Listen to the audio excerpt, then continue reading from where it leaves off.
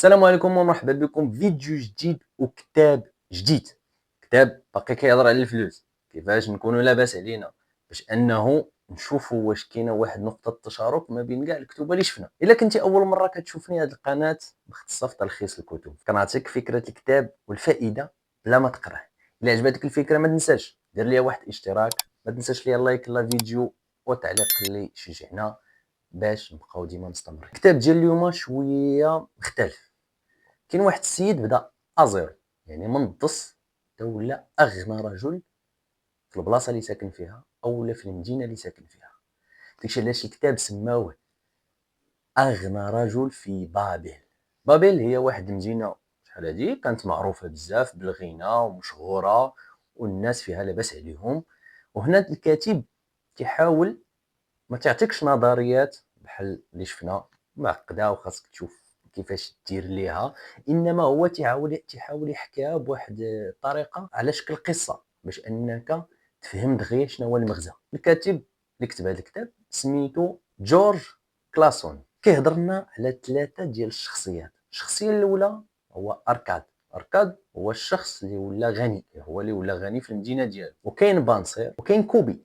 بانسير وكوبي الضص والو، داكشي باش كيخدموا في النهار كيصرفوه في هذاك النهار، ديما تيرجعوا ازيرو للدار. وهنا بانسير كان جالس واحد النهار تيضرب في تماره وعرقان وبدا يتشكي ويصور راسو واحد النهار ويقول: واش انا بنبقى ديما خدام كل نهار؟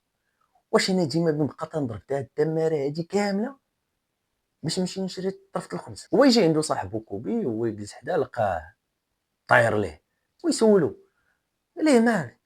ويعاود ليه القصه ويقول لي: راه انا بحالك، ما عرفش علاش كيفاش هاد الناس هادو داروا لاباس وحنا باقيين ازيرو. قال: اش نديرو؟ قال لي: يلاه نمشيو نسولو اغنى رجل في بابل.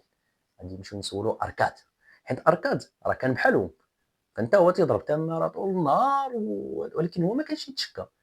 هو لقى الطريق لانه باش يوصل لداكشي اللي وصل له. فاش كانوا غاديين في الطريق هما بداو تيسولوا راسهم تيقولوا: واش دابا هاد الناس اللي لاباس عليهم واش غير الزهر او لا كاينه شي قاعده شي اسرار خاصك تطبقها باش تولي لاباس عليك؟ قال لي: هادشي ما يعرفوا الا شخصيه وحده هي اللي غاديين عندها دابا، وخاصنا نسولوه على كل شيء باش الا رجعنا نرجعوا مبدلين. ملي وصلوا عنده دقوا عليه، تم خرج واحد الشخصيه كبير وجهه منور وظهر عليه علامات النعيم والراحه. قال لي: اخويا اركاد، احنا خوتك وصحابك وتعرفنا مزيان، ولكن المشكل هو انه حنا بقينا لتحت وانت طلعتي لفوق، كيفاش درتي ليها؟ قال لي: عندك الحق، انا كنت بحالكم، ولكن بسر صغير قدرت انني نبدل حياتي. وهنا قال لك السر الاول اللي خاص كل واحد يعرفه باش انه يوصل للغنى الحقيقي. قال لك قبل ما تصرف اي درهم، المدخول اللي تيجيك الاولاني غتحيد منه 10%. احنا كنهضروا على الادخار، سيكولوجيه المال. علاش؟ لان اول حاجه غتبدا بها، حيت ما يمكنش انت تستثمر بشي حاجه وانت ما عندكش راس المال. حنا ديما تنقولوا تنهضروا على راس المال.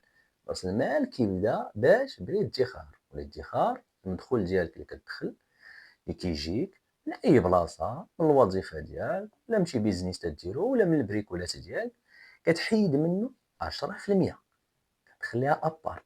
ديك 10% اللي كتحيدها كتشد داكشي اللي باقي عاد كتبدا كتصرفو، هادي هنا وهادي هنا وهادي هنا وهادي هنا. يعني هاديك ما كتحسبهاش، ديك نساها. هو ينطق كوبي اللي هو الشخص الاخر اللي فقير، قال ليه: واش دابا انا الا خبيت 10% غنكون لاباس عليا؟ ويقول لي: اركاد، واش كتسنى الا كنتي كتصرف كلشي غترجع ديما خاوي؟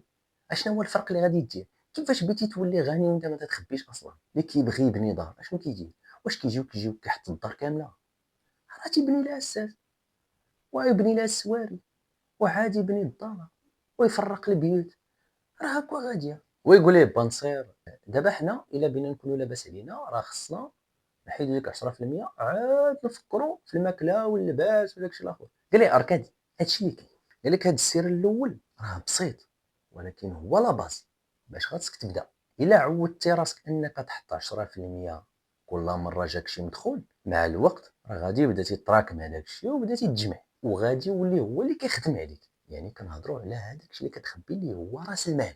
هذاك الشيء اللي كتخبي راه كنعتبروه حنا راس المال باش تخدم بهم، باش تخليهم هما يخدموا عليك، ماشي تعاود ثاني انت تمشي تستهلكهم تاني وتعاود ترجع وتمشي تاني تدخر 10% وتمشي تشري بها. هي كي تنقولو حنا الاستهلاك. اولا نهضرو على الكتاب الاولاني كاع، الخصوم، خاصك دير بها اصول.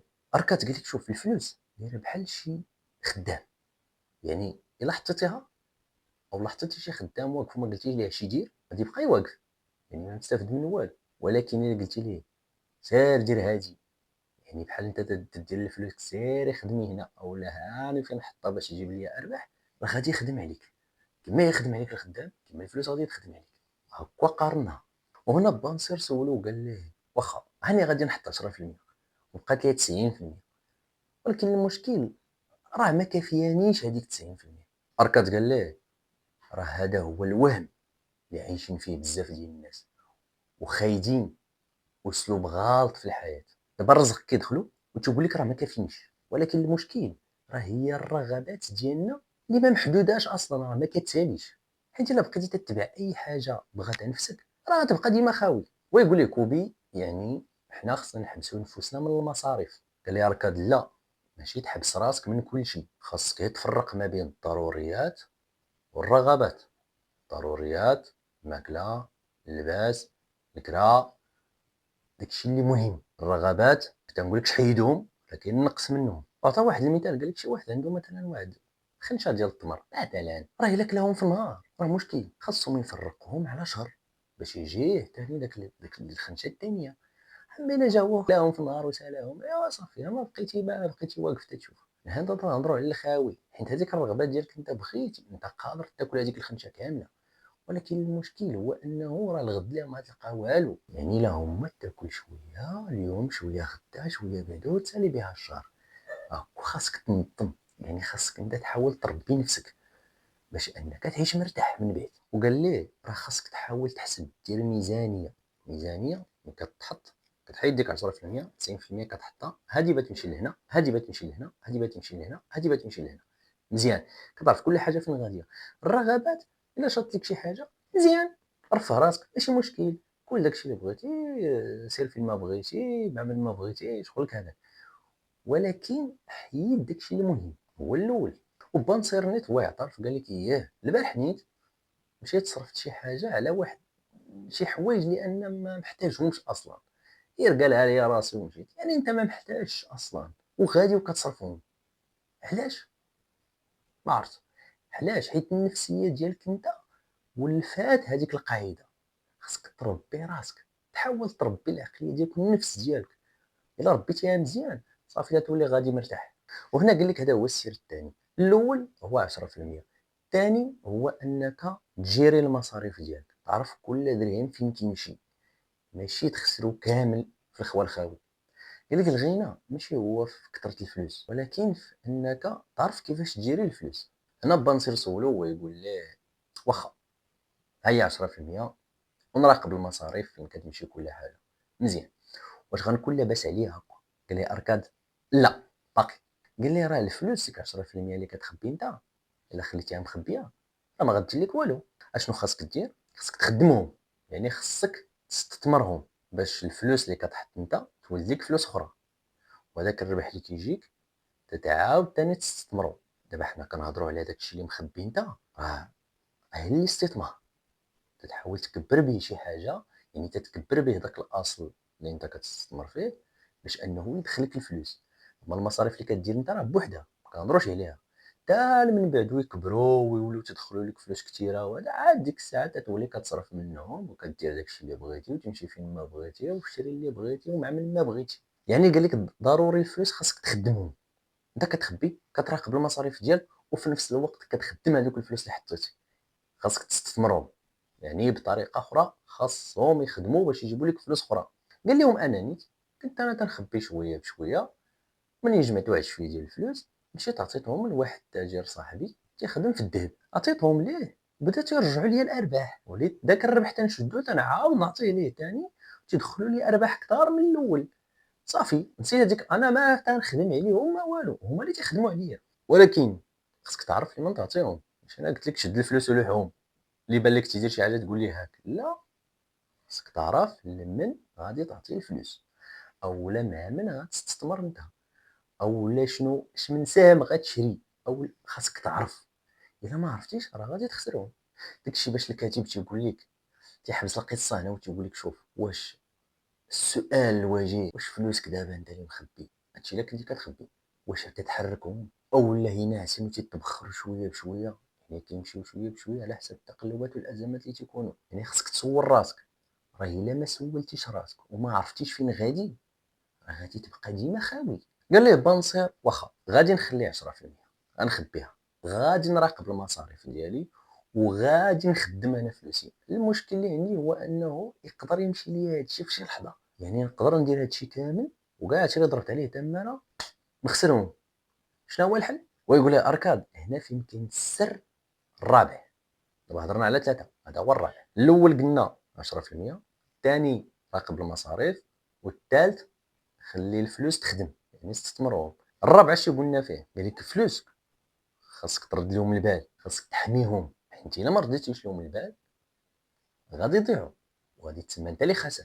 وهنا كوبي يدخل في الهضره ويقول ليه اش تقصد بالحمايه ولا نردوا لهم البال، كيفاش زعما؟ قال ليه اركاد ما تخاطرش بفلوسك في شي طريق ما مضموناش، خاصك تحط فلوسك في طريق مضمونه وموثوقه.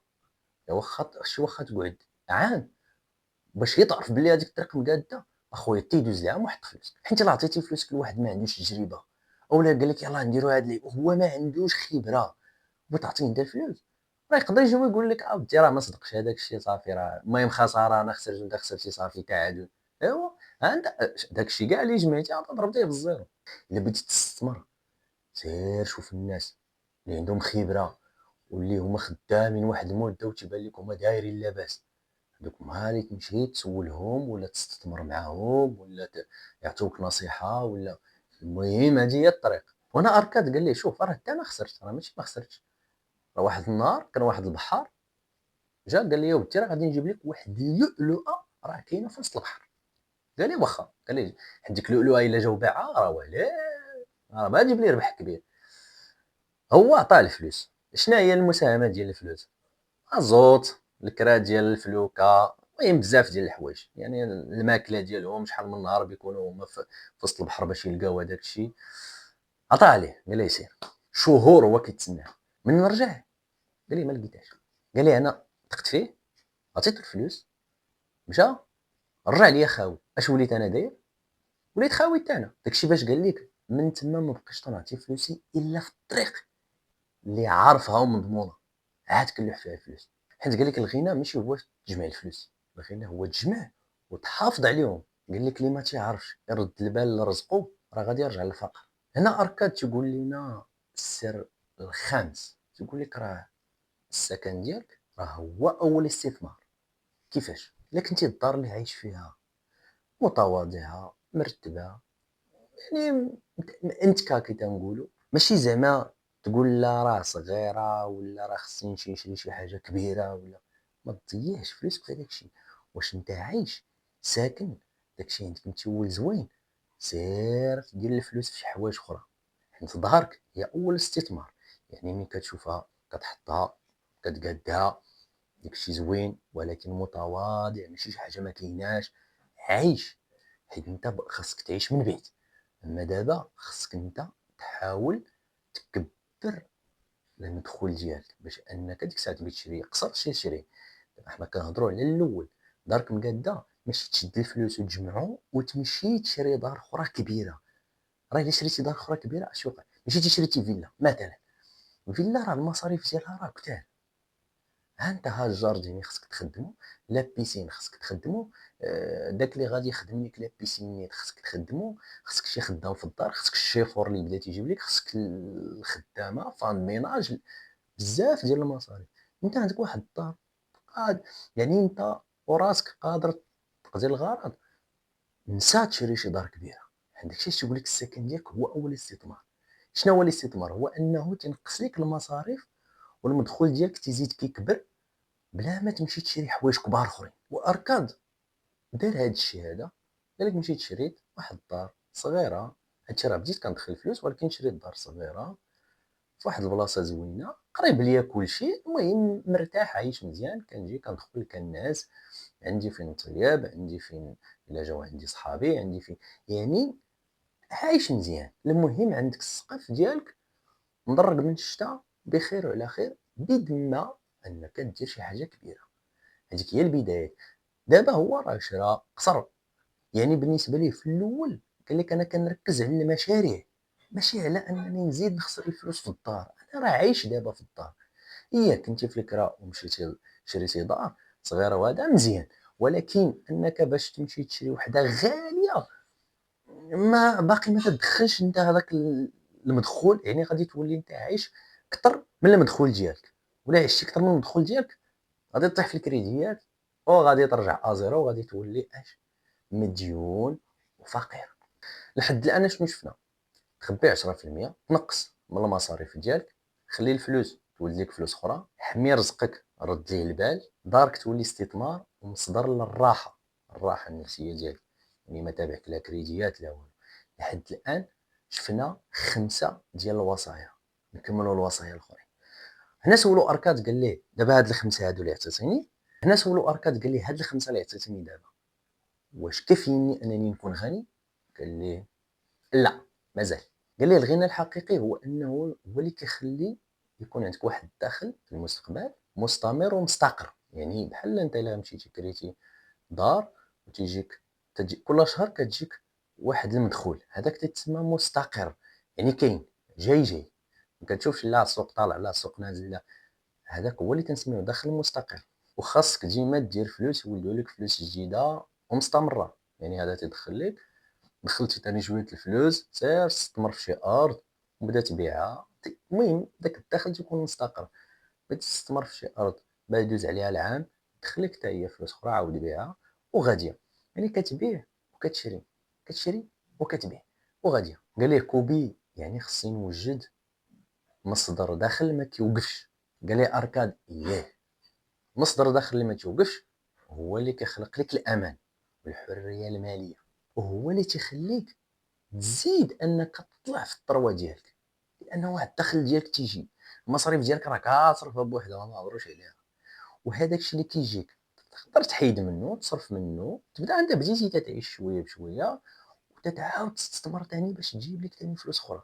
راه هكا غاديه القضيه. بانصير قال ليه يعني دابا الوصيه السادسه هو انه دخل مستقر، يعني الا ما كانش دخل مستقر داكشي اللي عندي اليوم يقدر يمشي غدا. قال لي اركاد عندك الحق، هذه هي الوصيه السادسه، يكون عندك دخل مستقر. نعاودو نشوفو فين وصلنا في الوصايا. كاينين 6، دابا نشوفو هاد 6 الوصايا كنعاود نقولهم باش انكم تعقلوا عليهم. خبي 10%، تحكم في المصاريف ديالك، خلي الفلوس يولدوا فلوس اخرين، حمي رزقك من الخساره، دارك تولي هي استثمارك والراحه النفسيه ديالك، وداخل ثابت مستمر ومستقر. دوزو الوصيه السبعه. قال لك اركاد اللي ما تزيدش القدرات ديالو تيبقى ديما محدود، يقدر يخسر في اي وقت. قال لي واش غير الفلوس بوحدهم الا درت هادشي واش كافي انني نوصل للغنى؟ قال لي اركاد لا، باقي واحد الوصيه اخرى. قال لك الفلوس بلا معرفه او مهاره راه بحال اللي قلتي البحر بلا ماء. باش تولي غني خاصك تزيد في القدرات ديالك المعرفيه والمهارات. راه انت خدام وكتحاول تستثمر وكلشي، ولكن كتزيد في النيفو ديالك. قد ما كتزيد في النيفو ديالك قد ما تزيد تتولي الثروه كبيره، قد ما تعرف شنو كدير.